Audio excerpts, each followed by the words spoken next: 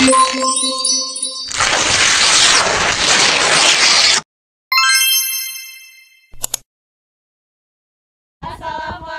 warahmatullahi wabarakatuh. Perkenalkan, kami dari kelompok 1. Kami akan menautkan kasus penyakit jantung koroner dengan buku SDKI, SLKI, SIKI. Perkenalkan, saya Alcipa Putri. Perkenalkan, saya Sagita Nisa Cahyadi. Saya Salsa Nuri Fauziah. Saya Nopi Widianti Noraini. Selamat menyaksikan. Saya akan membacakan tentang kasus jantung koroner, yaitu kasus pertama, penderita jantung koroner yang melakukan perawatan di Rumah Sakit Simpang 5 Gumul, lebih banyak yang berasal dari jenis kelamin pria. Penderita lebih banyak yang berasal dari usia tua daripada usia muda.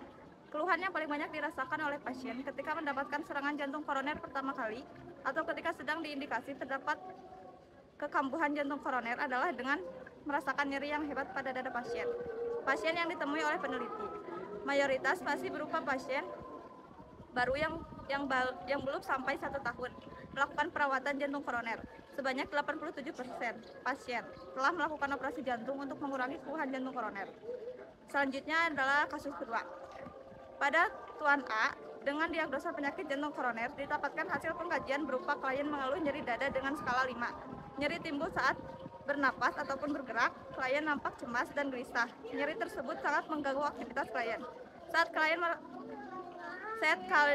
klien merasa terjadi peningkatan TTV dengan tekanan darah yaitu 160/90 mmHg dengan nadi 90 kali per menit, RR 32 kali per menit, suhu 37,2 derajat Celcius, sesuai dengan pengkajian di atas, baik data subjektif maupun objektif, klien mengalami masalah nyeri, khususnya nyeri pada dada yang ditimbulkan oleh penyakit jantung koroner. Dan selepas dengan batasan karakteristik di NANDA 2013 pada masalah nyeri, maka diagnosa keperawatan yang diambil oleh peneliti yaitu nyeri akut. Nyeri akut berhubungan dengan agen injur biologis. Perencanaan tindakan yang diambil sesuai dengan NOC, kontrol nyeri dan NIC, manajemen nyeri. Hal tersebut disesuaikan dengan keadaan klien dan lingkungan rumah sakit, sehingga diharapkan mendapatkan pencapaian yang optimal. Tindakan dilakukan yang secara OMEK, observasi, mandiri, edukasi, kolaborasi, disesuaikan dengan intervensi yang telah diambil di NIC agar mencapai NOC, kontrol nyeri. Dari kasus tadi, pasien mengeluh tentang nyeri dada dan juga sesak napas, lalu dia didiagnosis nyeri akut.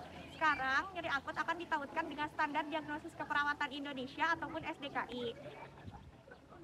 Kita cari untuk nyeri akut ada pada kategori apa?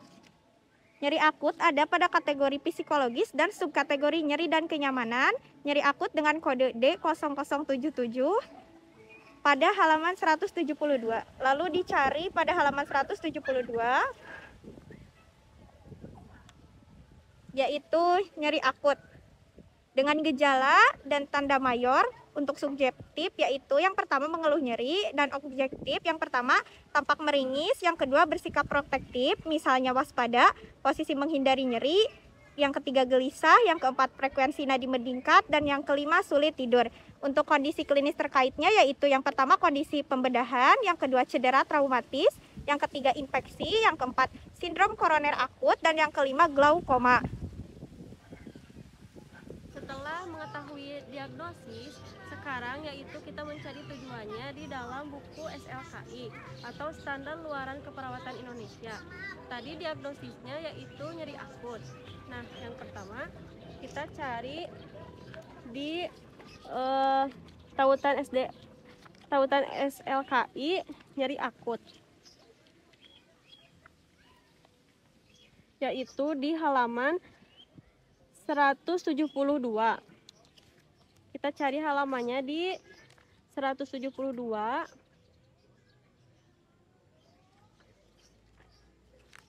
Nah, di sini terdapat nyeri akut dengan luaran utama tingkat nyeri. Sudah diketahui luaran utamanya tingkat nyeri, kita cari di daftar luaran keperawatan tingkat nyeri. Tingkat nyeri yaitu berada di halaman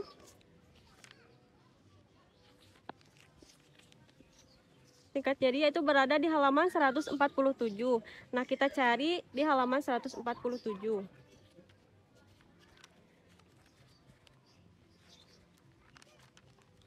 Nah, di sini terdapat tingkat nyeri, yaitu dengan tujuannya kepada pasien dengan keluhan nyeri, lalu meringis, sikap protektif, gelisah, kesulitan tidur, dan lain-lain.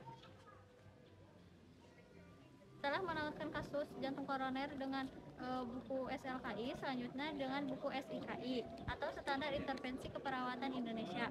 Yang pertama itu buka di daftar tautan SDKI dan juga SIKI, cari nyeri akut pada halaman 484. Lalu ke halaman 484 cari nyeri akut, dan di sana ada intervensi utama manajemen nyeri. Lalu kembali lagi ke daftar isi untuk mencari manajemen nyeri.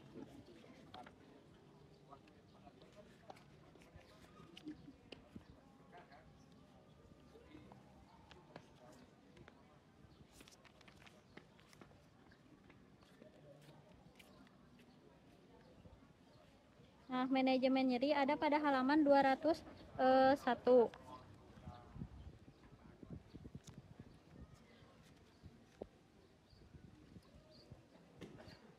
Nah, di sini ada definisi tindakan terdiri dari observasi, terapeutik, dan edukasi.